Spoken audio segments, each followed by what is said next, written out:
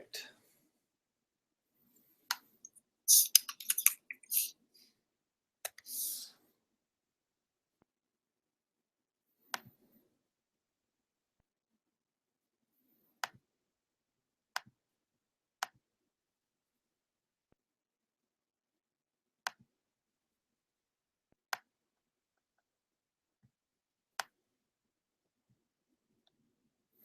All right, well, it looks like it's a nice quiet return to Hug Nation, and that is okay by me. Let me just test something real quick.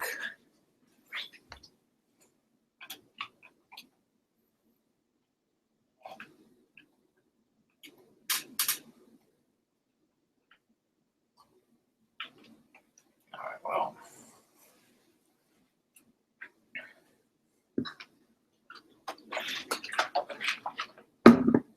Oh, there's my shirt. Wearing a green jacket. Where is that?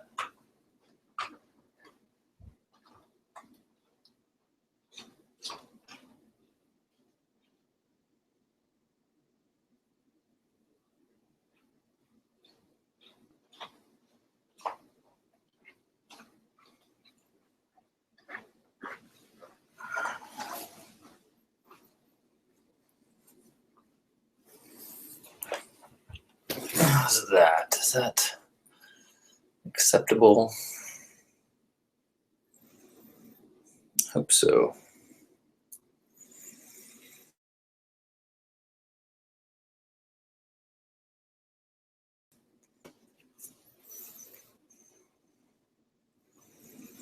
It's a little warmer than I hoped, but what you gonna do? Hello, Bridie and Tommy and Melissa. Hello. All right, should have a. I think we're almost here. I don't have a good angle on the chat room, on the Google room, so let me see if I can get a box for that.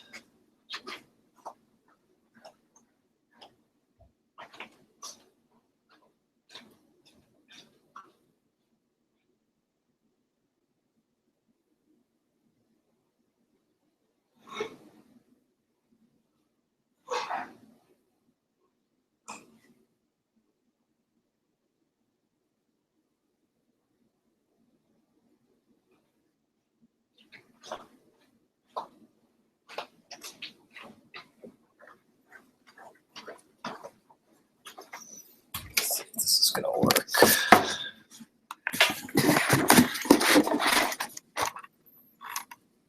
Let's see, is that any better?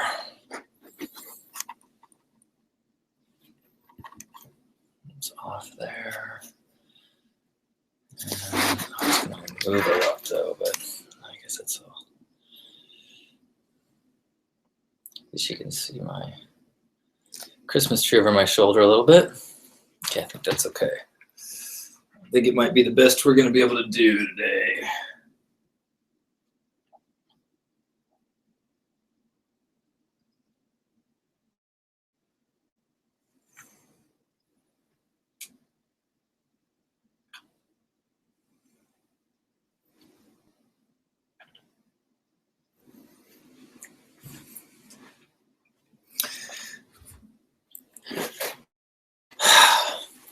All right. Welcome. Welcome to a solstice exciting shortest day of the year Hug Nation, the return from Bali Hug Nation. Before we go too deep, let's just take a moment to get present. Notice the temperature in your body. Feel yourself grounded in your seat, into the floor. Take a deep breath and just feel your body fill with oxygen. Feel your torso stretch. Thank you, universe, for the gift of this moment. Help us to appreciate all of the blessings. Amen.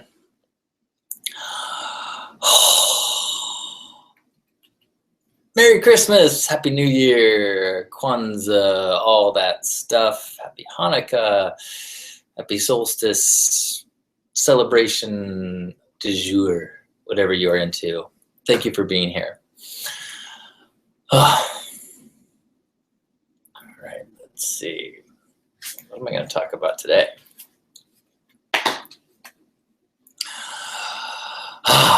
Welcome, my name is Halcyon. This is Hug Nation. I'm so glad you're here. Welcome. Today the topic is the grass is greener. Sometimes you have to visit paradise to learn that it's not all that great. Sometimes you have to earn all the money to learn that that's not going to make you happy. Sometimes you have to visit the wizard to learn that the wisdom's been inside you the whole time. I just returned from a 3-week trip to Bali, and it was a fantastic trip. It was an adventure. It was a journey. I think in my mind, I thought it was going to be a little bit more of a vacation, and it was still quite a bit of a travel adventure. I think when I was younger and more spry and a little more hungry and less fragile, the idea of travel adventures and backpacking and was much more exciting and enjoyable. And I did spend quite a bit of time during my college years doing traveling like that, budget traveling, and I loved the adventure of it. But as a little bit older and I've had years of having real jobs, and I was kind of looking forward to having my first real vacation, I think in over 10 years, maybe longer than that, where when I say real vacation, I mean a vacation where I didn't go to a festival, Burning Man or Lucidity or Leyenda or something like that. I have had trips where I've gone places, but except for family vacations or festivals or work things, I haven't just gone on vacation. And so this was a big deal for me psychologically, because all of those other things, family, festival, work, all of those have a justification. It's not purely a gift to myself. It's not purely a gift to me and my partner. It's not purely an opportunity to receive. So this was a big deal. And I had a lot of anxiety leading up to it. And part of that is because of memories of traveling and, carrying bags here and there and dealing with just memories of being sweaty and carrying things from here to there and trying to find a place to stay and my brother actually mentioned something to me. He said, look, you're a little older now. There's very few things that can't be solved with money. I was like, okay, that's true. That does relax some of my anxiety. Like some of the things that would have been insurmountable challenges when I was young and broke are now things that I could fix with a little bit of cash. And luckily in Indonesia, money goes far. The US dollar goes very far. So I was able to live quite opulently at times when available. I mean, sometimes you go to a certain tiny island and you're like, let's stay at the nicest places here. Well, the nicest place here is a bungalow that's $50 a night, and there's geckos running all over inside, and the AC barely keeps the room to a place that's cold enough to sleep in. So that whole perspective that I just stated there is kind of the old grumpy jaded guy perspective. When I was young, I think I would have had a much easier time just falling into the adventure of that. But I did have some struggles. And actually that was, I'll be honest, that halfway through this trip, we considered coming home early. We were like, this is just not the trip we hoped for. This is not as relaxing. It's not as fun. It's not as comfortable. It was very humid. Now, you're probably thinking, yeah, you went to the tropics. And that's one of those crazy things where you look at a picture of the tropics, you look at a gorgeous, you look at a waterfall and beautiful green lush, you're like, oh my gosh, it's gorgeous, it's paradise. But when you're there, if you're not used to humidity, you're like, oh my God, oh my God. You're just like constantly dripping with sweat. And, you know, I learned how fragile and soft I am.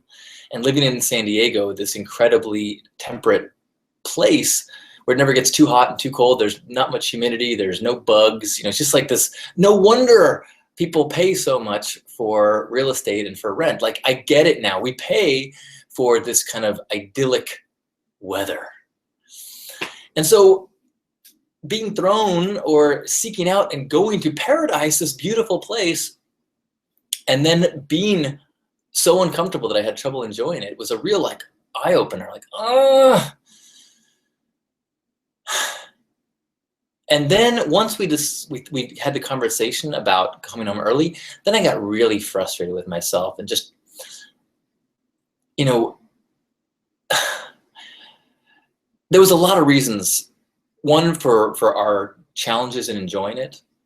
The temperature was a big one. The humidity was a big one. Part of it was rainy season, or we were just in the beginning of rainy season, and yet it had not rained yet. So the humidity was just thick.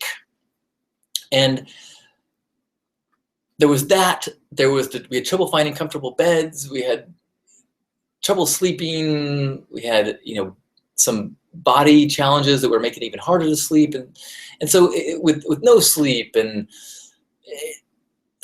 temperature, and it just, I get cranky. I admit it. I was cranky, and the other thing that made it tough, just psychologically, is of the expectations that I had set on this trip. I had visions of writing every day. I had visions of leaving all of my bad habits and patterns behind, and eating better, and having, you know, maybe having a juice cleanse, and staying off the internet. And didn't even bring a computer, and I didn't do any of those things. I barely wrote. I ate a lot and didn't exercise much because I was so hot, and the food was so great and so plentiful and cheap. So I just ate a bunch and did as little physical activity as possible, and read a bunch of kind of trashy but fun books, and kind of was having a vacation, except one where I was not comfortable. And so I'm halfway through this trip, and it's like, gosh, none of the things that I wanted to have happen are happening. Why won't the world do what I want it to do? And then, so once we decided we were going to leave or cut the trip short, then I was like, now I'm depressed. Like, this is like, I'm in paradise and I want to go home. And I was hit by one of the many epiphanies of this trip, which is that the grass is not greener. You know, here I had this vision, and in some ways I actually had this kind of vague background plan for years that, you know, if I ever finally just like can't take it anymore, I can always take my savings, go off to a tropical land where my money will go far, and just write and enjoy life simply. And then I'm in that fantasy, and I don't like it. And here, my escape plan, my fantasy paradise, they just didn't live up to my expectations. And there's something really frustrating when you're kind of this, you no longer, my safety net evaporated. This invisible fantasy idea of what I could do someday, it's like, no, that's not a real option. Which made me realize, oh, right, like I know it's never about the exterior. I can't move away from my problems. I can't move away from my bad habits. I can't paint the walls a different color and expect me to be different. I need to find my joy inside. I need to change my habits. I need to craft my mindset. I need to practice daily in a way that makes me happy. And going to a place that looks beautiful isn't going to do that for me. You'd think that would be kind of life 101. I can't just go to the wizard and ask him to give me a brain. But sometimes you gotta go to paradise, go down that brick road, and realize, right, I knew this all along. Of course, you still gotta do the work. You still gotta get through the poppy fields and deal with the flying monkeys. Speaking of flying monkeys, I had a number of monkey experiences on this trip. In Ubud, there is a place called the Monkey Temple. Monkey Forest Road is the main road goes right to this Monkey Temple area, where there are a bajillion monkeys, and you basically pay a little bit of your entrance fee. You go in, and you're in this. It's like right next door to restaurants and stuff, but you go through a fence, and then there's just monkeys everywhere, and they're crawling over. And if you can buy bananas from people, and at your own risk, though, because they say, look, once you get the bananas, you put them in your bag, because if you hold them out, they will attack you for the bananas. And there's people that work there with sticks that will, knock down the monkeys if they get too aggressive. But for the most part, the monkeys know the routine, and they also know how they can take advantage of you. So at first, I was like, this is so awesome. Take a banana out of the bag, hold it up, and they would like run up my body, crawl up my body, grab the banana. I'm like, that's so cool. And we're feeding, you try to feed the little cute ones, but the big ones tend to, you learn like the law of the jungle very quickly that, oh, I know the big guy basically bullies his way to get the bananas. And so we did that for a little bit, and it was like pretty fun. And so we went and bought some more bananas, but after 8 minutes or so, I was starting to go, okay, this is losing its fun, because the monkeys start to realize that you have bananas, and they start to kind of stalk you. And then you have these gang of little primates that's, not all of them are little though. They're, and you see them like baring their teeth at each other, and you're like, okay, these are not like stuffed animal monkeys. They're like fanged little rat creatures. And with long arms, they're like the flying monkeys without wings, but they jump and okay. Apparently it was damaging and scarring for me. So Belicious was enjoying it to no end, and she was, I guess, a little less clear on how much struggle I was having keeping the monkeys out of our bag. Like I would, if I unzipped the bag and left it unzipped, they would like go in and so there was a few moments when I was like really like I didn't know what to do. Like I couldn't get them off me, and you don't want to like punch a monkey, because one, it's specifically against the rules, and two, I don't know, I think that's against the love ambassador code. You can spank the monkey metaphorically, but you cannot punch a monkey physically. That's I think that's just a traveler's known. So there were some moments when I was like losing, I was having a hard time, and Belicious was like not quite understanding how hard it was for me to get her a banana and zip close the thing and take a video of her, and so I was getting really frustrated, and she was just laughing hysterically. And of course, it's kind of like when you fall down and someone laughs at you, it makes it harder. And so there's some videos that I forced her to delete, because it was, and now I'm kind of wishing I had him just to look at it as a way to kind of face my darkness, because it was like, hey, this is me past my limit. This is me losing my shit. Oh. And meanwhile, Belicious thinks it's the funniest thing in the world. Yay. This is before we had reached our limit, by the way, and before we decided we were gonna turn around and go home. So anyway, we finally we flee the monkey forest. I think I don't even know we gave away all the bananas. I was like booking out of there. I had one like on my head for like, you know, a block, and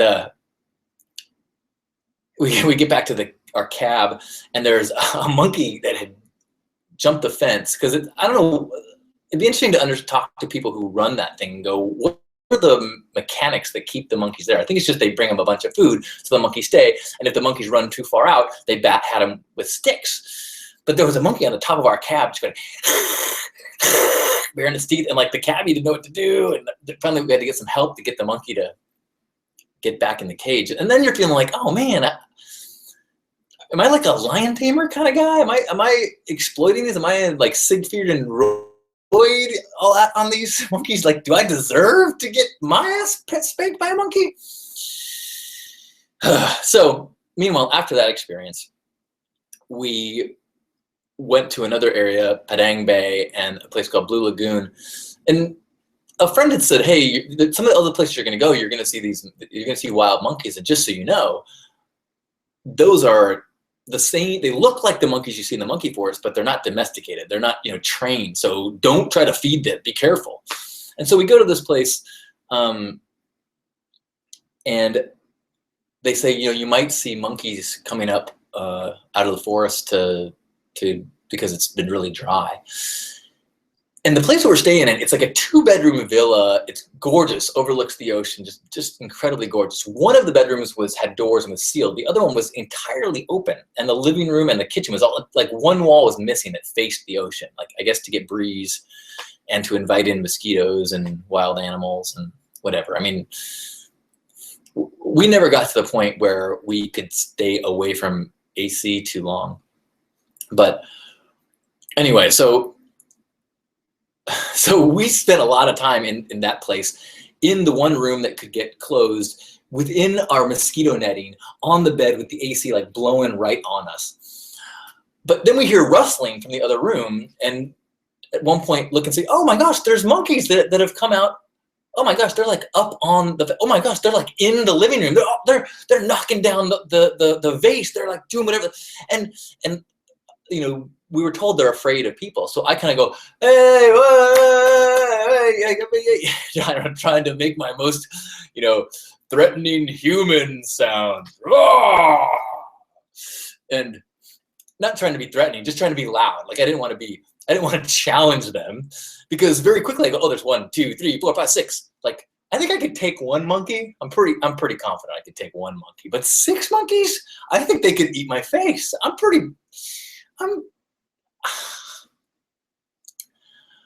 have very little experience fighting monkeys, I'll be honest. So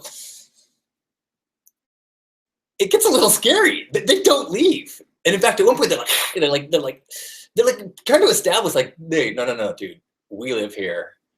And then we're like, okay, well, we kind of left our stuff in this other bedroom. Are they gonna steal our stuff? How clever are these monkeys? Because at the other location in the forest, the domesticated ones, they will intentionally steal your phone, your water bottles, anything, they'll steal it, you know. These monkeys were more concerned. They wanted food and water. So as long as we locked up our water, we locked up our food, I think we were fine. But we, you know, again, I don't have a lot of experience with monkeys. And it's kind of like birds. A single bird, pretty. 4 birds, pretty. 1,000 birds, freaky. Hitchcock knew this. The same is true with monkeys. You get to a certain like level of number of monkeys, and it's no longer cute and adorable. It's like a locust thing of monkeys, and they're okay. Sorry. The point is, it did affect our ability to enjoy ourselves. In fact, we're thinking, what if we were staying with we had like kids with us, and we're saying, you guys get that other bedroom, and then at night monkeys are like, we're like, how was the trip? We lost 2 of the kids, you know, monkey attack. What you gonna do? It's like, who can expect 4 walls on a hotel and a roof? Like, that's just way too much. 3 walls. Maybe we should have splurged for the deluxe villa with all the walls from the ceiling. Maybe we would saved ourselves from getting our faces eaten by monkeys. hindsight is 2020. Okay, well, so that was about at the time when we were like, what are we doing? Like, this adventure is stressful. We also, there's this adorable thing where geckos, crawl all over the inside of dwellings, and it's unbelievable the sound that a tiny gecko can make. It's like a car alarm. And if you are a light sleeper, it will wake you up. And so it's just like to accept that part of living in this environment is the inability to sleep. And do I sound whiny? I feel whiny. And that's part of like this, the self-destructive spiral that I was going down of like, this, not only am I not enjoying myself, I'm upset at myself for not enjoying myself. And so maybe the lesson, and that's when I had the epiphany of like, okay, this is not the answer. This is not the kind of paradise that you thought was out there. So go home and start trying to make your real home into the paradise that you know it can be. But we said, you know what?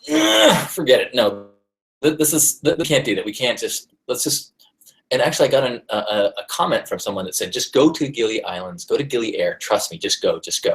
And I read it at the right time, and I was like, let's just go. We go to Gili Air. Gili Air is literally what a cartoon would show for a paradise deserted island. Like when you see people drinking Mai Tais on the beach, it's like that.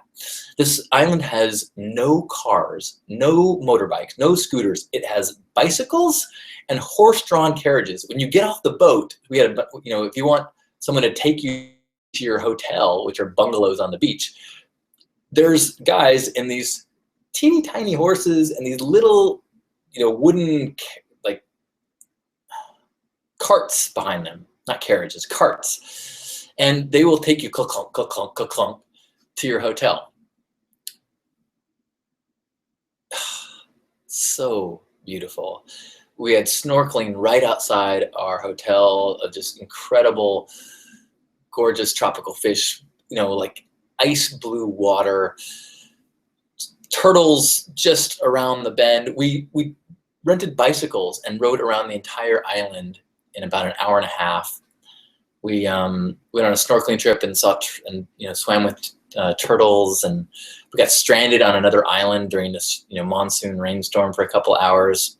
It was like, I'm so glad we didn't go home. And we kind of, I think, let go of a lot of expectations and just let ourselves eat and order room service. And the cool thing is, it's the dollar went so far that we could, live in a way that I would consider to be quite decadent in terms of just like, yeah, we'll have both the entrees, send that to our room, do that, yeah, that. I mean, we did it in a nice way and said thank you, but the cost was so, like, after we spent 5 days, and with lodging and all the food, it probably would have cost for a night in a nice hotel in San Diego, maybe with dinner without drinks. It's like, I could get used to this. Maybe, so then I started thinking, oh, remember I can go to that fantasy. I could go, no. Let go of that fantasy. Let go of that fantasy.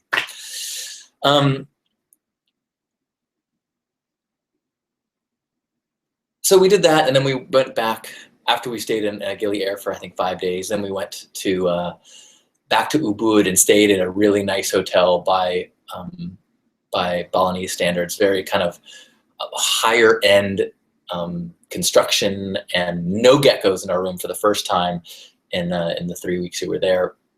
So we slept great and had a great mattress and super decadent everything at that hotel. And ended the trip with Belicious giving me, or getting us, this super romantic dinner, like something you see out of a movie.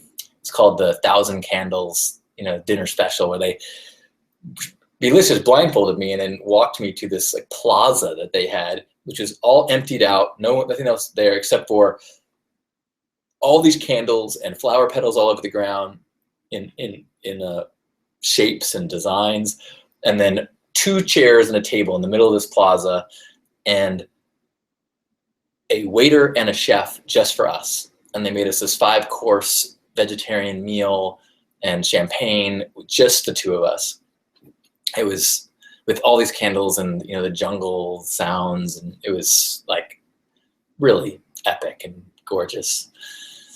And then we went back to our hotel room, and at first I was like, someone's been in our room, because we had a do not disturb sign on, and I'm like, someone brought in tea here. Someone did something, and Belicious is trying to cue me in. I'm like, oh yeah, and it smells like lemongrass. What is that? It smells like. I'm like, yeah. Look. And I'm getting all worked up, and she's trying to like get my attention to look over to the tub. This place had this massive, like half of a sphere tub, and finally I notice it, and it's filled up. It looks like a huge margarita glass. It's like filled with sliced citrus, and that was another spa service they offered, that they would come to your room and give you a scented flower herbal cool stuff bath. And so they did that in our room while we were at the dinner. So we had this incredible dinner, then came back to this super plush, amazing. I've never had something like that. It was like being in a citrus soup. It smelled nice and very romantic, and it was a incredible way to end our trip. And I'm really glad it was the way we ended it, because it was by far the nicest accommodations that we had. So since we struggled with accommodations through some of the other places, it would have been tough to reduce our luxury. It's nice to kind of increase our luxury as we went. But the big takeaway for me was that awareness that you cannot go to paradise. You have to create paradise. You have to craft your thoughts in a way so that you recalibrate to appreciate the miracles and the magic wherever you are. And the truth is that takes a practice, and that takes discipline. And I think the massive gift of this experience was getting a kick in awareness that I need to really create paradise. I say this now, as I'm recording this, I can look out and I can see the Pacific Ocean behind this camera. I can say this knowing that this morning I had breakfast with my parents.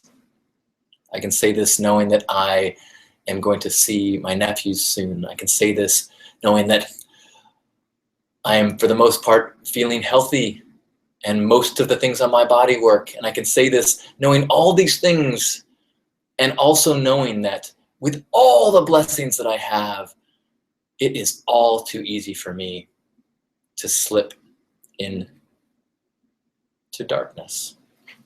Darn it.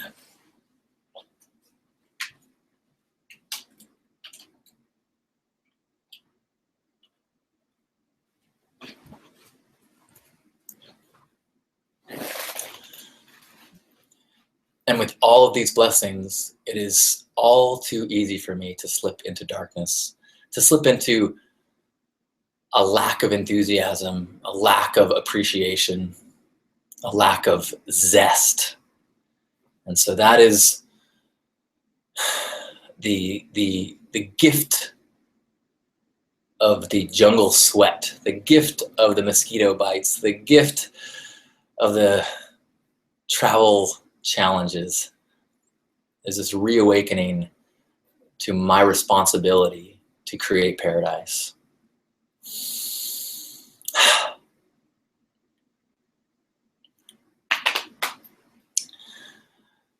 All right, so let's so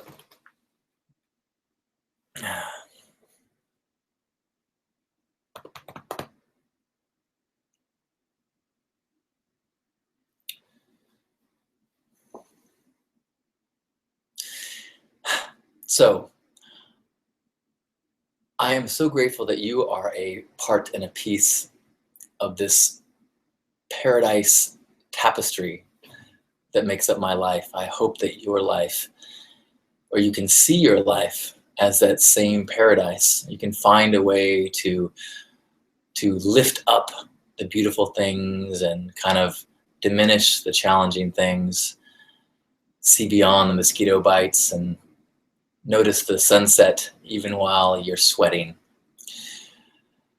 And hopefully your paradise is something that you can craft and light up.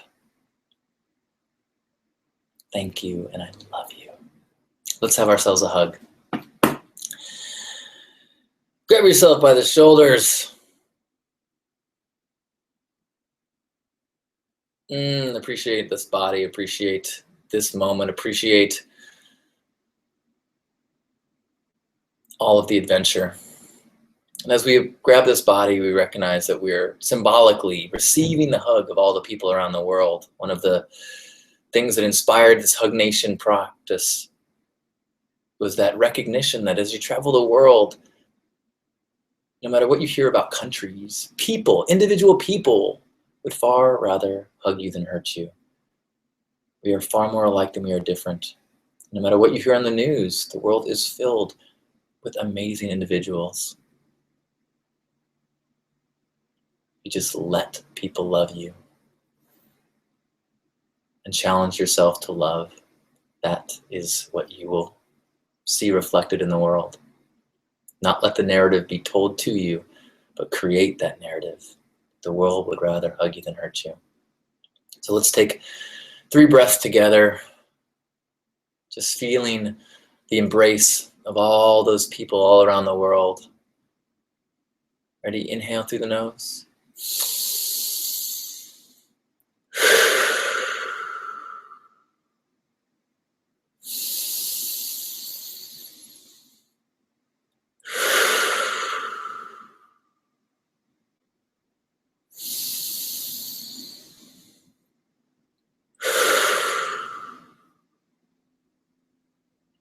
On behalf of Grandpa Caleb and all the love warriors all around the world, happy Hug Nation.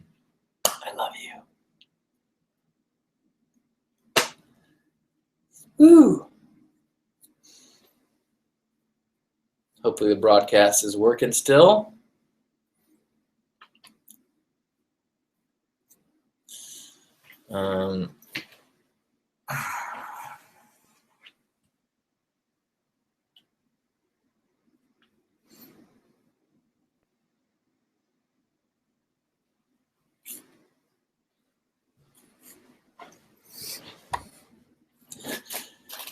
Good to see everybody again.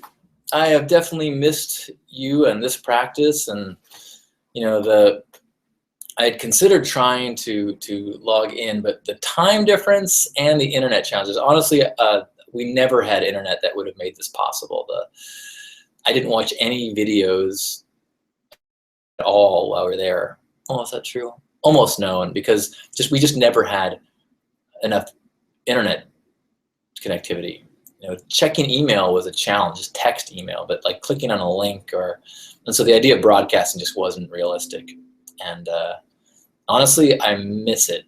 I missed it, and I think that one of the things contributing to my challenges at times was getting too out of this practice, and that's another reminder of how important a practice of a many-pronged practice can be. You probably noticed I'm not on Periscope today. It just was, I'd broken down the entire studio before I went traveling and tried to set it up today as best I could. And so I'm not sure exactly what I've missed still. In fact, my mom was here earlier and I recorded her telling a story. And then once as a kind of a test of the setup, and realized when I just checked it, I'm like, oh, I didn't have any audio. So I'll have to get Mom back in here to tell that story.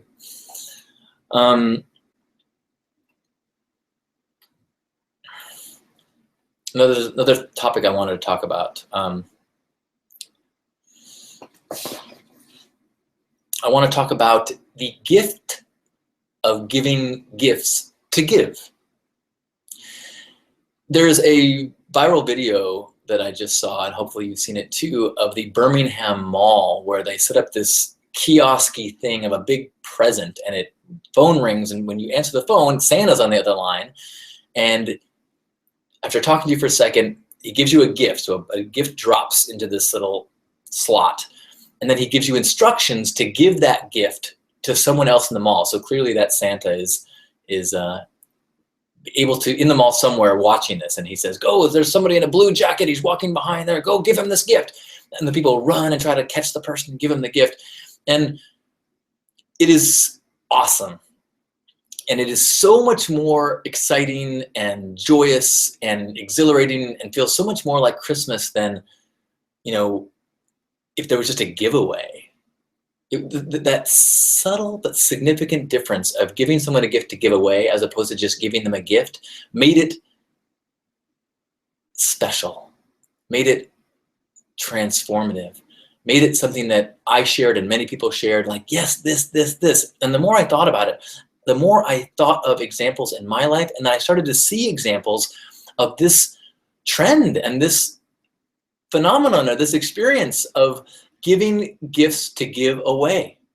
I talk about in my TED Talk about how my grandpa Caleb used to often give gifts to give away. Like heifer.org is a good example of that. It's an organization where you buy, say, a milking goat for a family in need in a rural community in another country, and then you give a certificate to your giftee and say, here, on your behalf, I gave this goat. So your gift is a gift for them, which I think is a beautiful way to kind of still participate in the gifting season when you know somebody has everything. I get frustrated when I'm searching through Amazon or going through the mall, just going like, I need to get a gift for someone that I don't know what they want. I don't think they need anything. So I'm going to give them a scented candle. I'm going to get them, a book from that just, it's a cute enough book that they're going, yeah. But it's like those cutesy books that are kind of like a BuzzFeed article in book form. You don't need to buy that, but I need to get him a gift, so I got to get him something. So this idea of a gift that you give to someone else, it flips that and turns it into that gifting experience that can be so transformative. My uncle on my brother's 16th birthday gave him a chunk of cash and said, this is for you to research, find a charity that you believe in and give to that charity, or give it back to me, but it's not for you. And that actually ended up becoming a path that my brother started researching groups and had these, long relationships with organizations and ended up, volunteering and really kind of became a significant impact on who he was in the world. How many gifts do that? My beloved Belicious, on our first kind of date, for my birthday, which took place at a festival, she showed up with 2 huge pans of cupcakes for me to give away. I was like, wow, this is the coolest gift ever. This woman gets me. My old boss and his wife, for my birthday last year, they gave me a bunch of cash for me to give to people.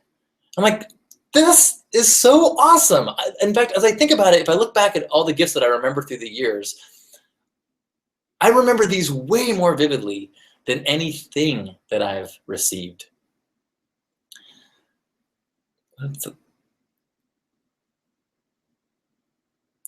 And so I've kind of fallen into the trap. I've kind of fallen into the trap of trying to figure out what thing can I get for my nephews. And as I'm thinking about and all this gifts to giving gifts, I'm like, oh, well, that's it. They've got all the video games they need. They've got all the sporting equipment they need, and they're going to get so much more of that stuff.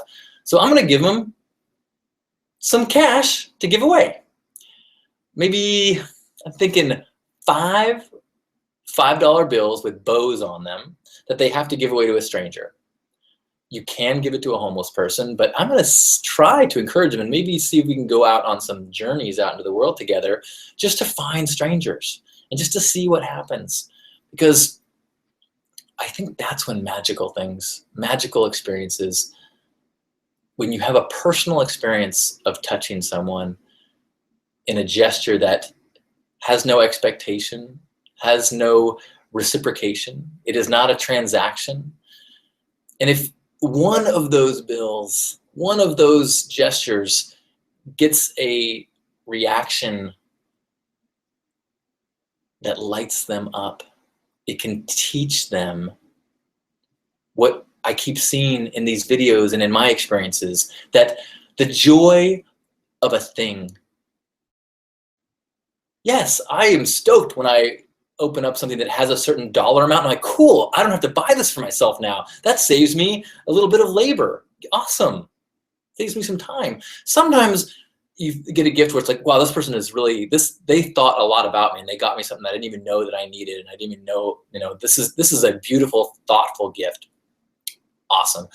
You should continue doing that. But getting a gift card or something that's like, I appreciate that. It is a reduction in the resources that I have to spend in the world. Thank you. But if I get the experience of giving someone joy, it's like giving someone an orgasm. That's awesome.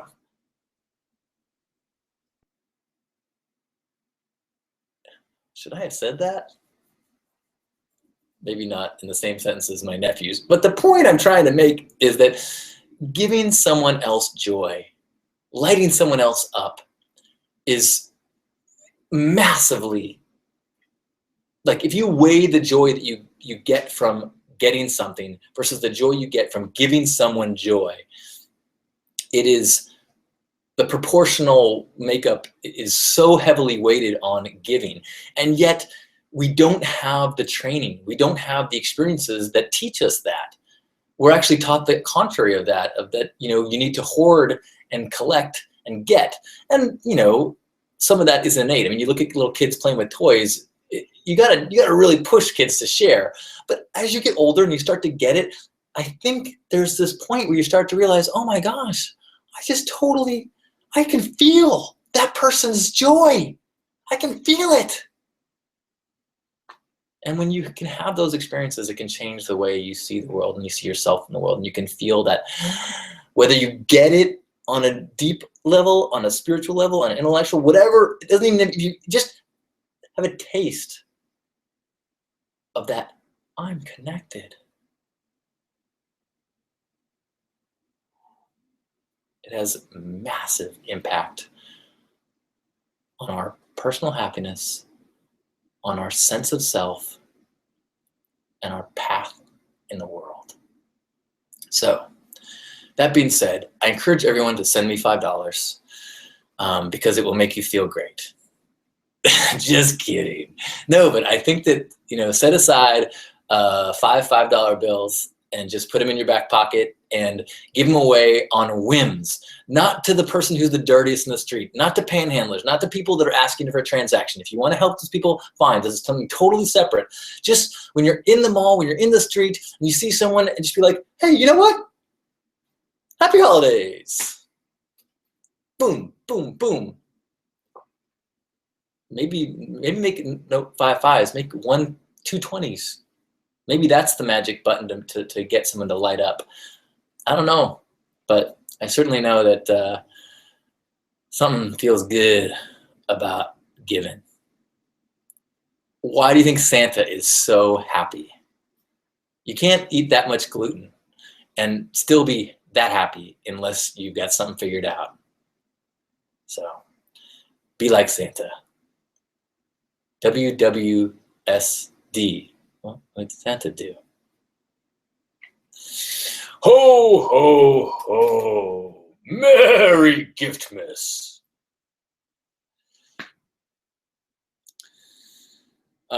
Bridie pointed out a video that is on the Hug Nation or the Pink Heart page that you should check out. And I just saw the people link to it. I haven't watched it yet, where they had young kids given a choice to get a gift they really want for Christmas or give something to their family or parents. And I'm told that's awesome. So I think it's another good example of the joy of giving.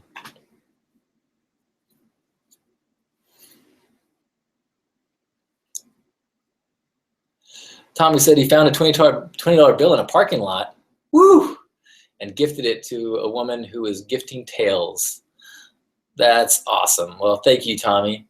And the cool thing is it all becomes a pay it forward thing, where anybody who has received a gift like that, it opens up and releases some of their own chains and the restrictions that they have on doing those kind of things in the world. We're taught that you're a sucker and you're vulnerable and you're kind of, it's a little crazy to just give without receiving anything. But when you give to somebody, you knock them out of that. That's why you see those chains that happen at Starbucks and other places where they pay for the person behind them and they pay for the person behind them and they pay for the person behind them, because it's like, whoa, you can do that? You can just be kind, and then you go, oh my gosh, that only cost me $5. And I've been thinking about this all day. I've been thinking about this all week. I will remember this for years. How many $5 purchases do you remember for years? That is the kind of impact. That is when $5 actually ripples and changes many, many people.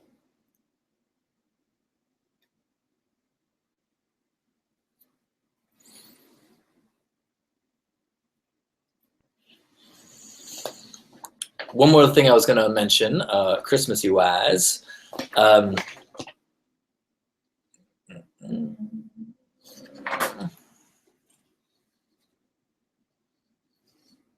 I thought I wrote this down. Oh, okay, yeah. So my friend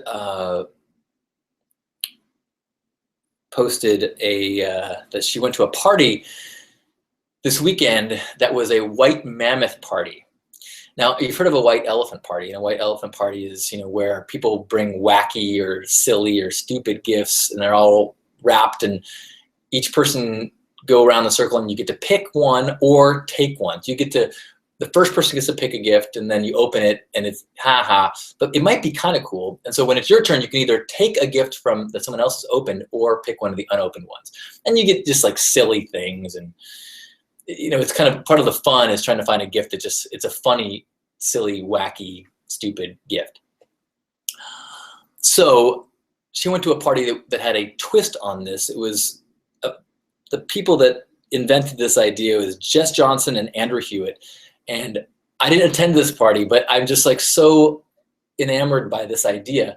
They called it a white mammoth party. And instead of doing stupid gifts, they had everybody contribute a gift of their own talents and skills. So there was people donated a massage, a bracelet, a coaching session, all sorts of things that were personal gifts.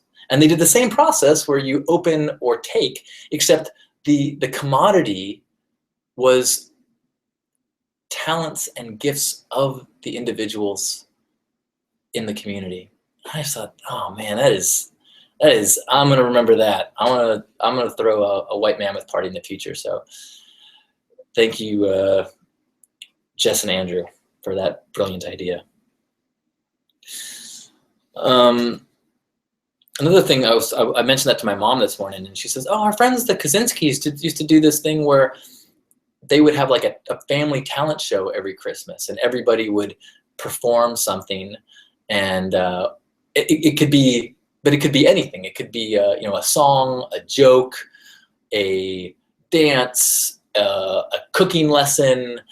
And I'm like, my mom was saying, I wish we had that tradition too. I was like, that is a really cool idea to have, for a number of reasons. One, I think just having a built-in opportunity to perform or is a really good training thing for people. Public speaking is such a terrifying thing that for so many people, that having a built-in part of your family traditions of one where you kind of present, I think is a good thing, one, to get over those fears, and two, to maybe uncover hidden talents and gifts. Sometimes I wonder, like, maybe I'm actually a brilliant choreographer and dancer, but I would never know because I've never tried. Maybe I'm a genius piccolo player. And just kind of having these built-in reasons to perform, I think, might kind of give you a vacuum for which maybe the inspiration would force you to try things out. I don't know if that's true or not, but I sometimes see, videos of famous people at family gatherings performing for their families. And I think that's a beautiful, it seems to be a part of many performers, childhoods. And I think that would be a good tradition to start. Related to that, I been listening to, is it Gilbert's new book about creativity, Elizabeth Gilbert, and she says a bunch of brilliant, genius things in it. But one of the things she mentions is that creativity, we're kind of trained that it's limited to the professionals. So, at a certain point in life, if you're not talented enough to become a professional at it, if you're not Beyonce, stop singing. If you're not Picasso, stop painting. She's like, what? That is crazy, And so the more we can have avenues and expectations of non-professional level performance and artistic expression, the better. The more we can make it not this big, psychological and mental obstacle, the more we can make it a just expected part of average, communication, the more we allow ourselves to be creatively expressing people in the world. Because creative expression, the goal should not be professional sustainability and market value. It should be the expression itself. But that is so contrary to our training that it's difficult. It's difficult to one, have the courage, and to have the kind of the courage externally and the courage internally. But the more we can make it commonplace, the less it becomes a massive dragon that we need to battle with our, as we grow up and gain strength. Because you're like, I sing in front of my family all the time. I don't know if it's, maybe I'm simplifying it, but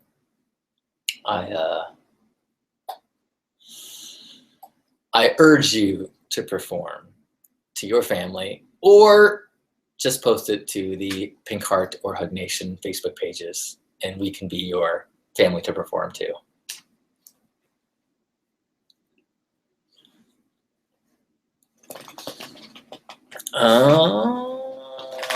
Yeah, oh my gosh, it's 2 o'clock exactly. Well,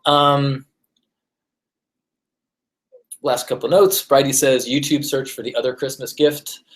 Tommy says, gifting creates electric freedom and joy. Woo! And Bongo Drum says, I love giving gifts to people when they don't expect it. I think it's funny how people's automatic reaction is, I didn't get you anything.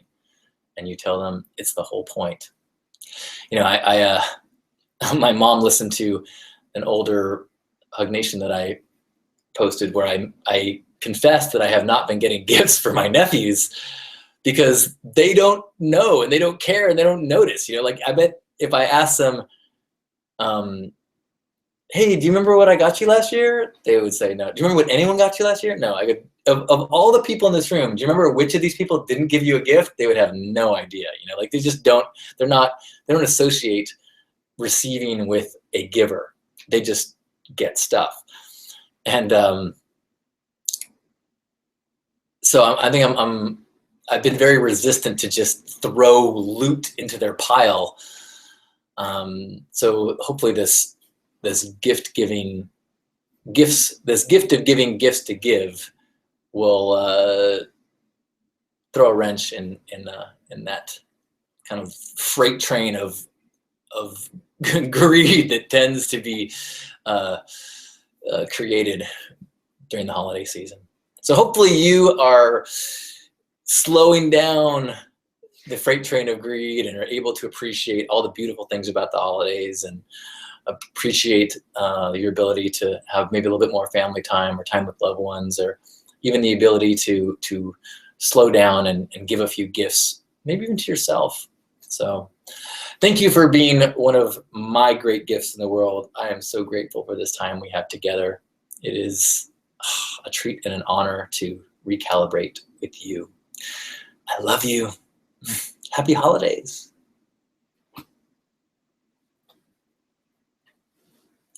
Thank you, thank you, thank you, thank you.